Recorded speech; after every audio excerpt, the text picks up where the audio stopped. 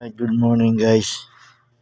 Rewind tayo ng guys. Hindi pala nag-rewind guys. Pumili lang tayo ng voice coil. Ito.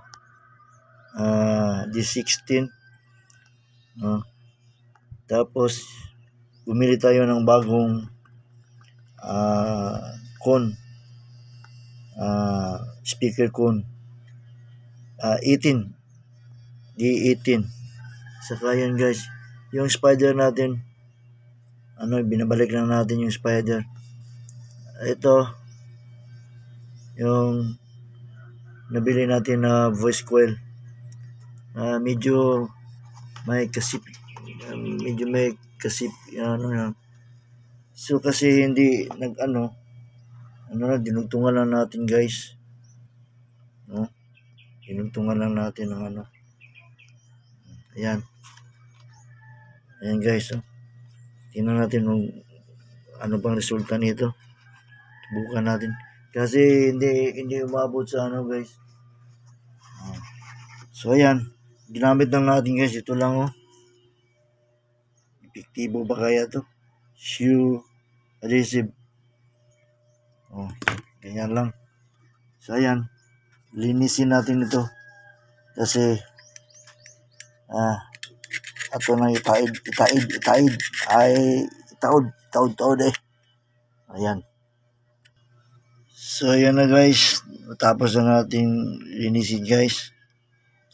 Lagyan natin ito ng ito shoe adhesive. Ayan.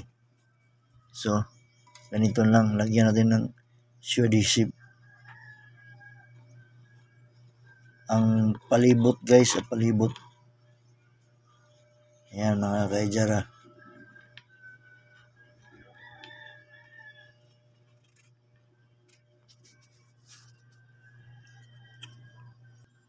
So ayan na guys, nalagyan natin ng shoe adhesive. Natin itaod na natin yung medyo malambot pa guys. So ganyan. So itaod na natin. Ayan. Ayan guys.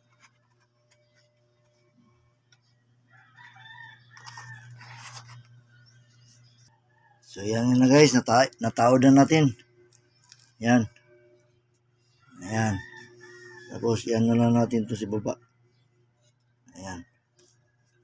So ayan. So tingnan natin kung ano ang kalabasan nito. Gagana ba ito o hindi? Okay.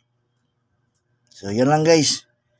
Yun lang ang pag yung replace ng yung speaker natin. Ganyan lang. Bili kayo ng voice coil.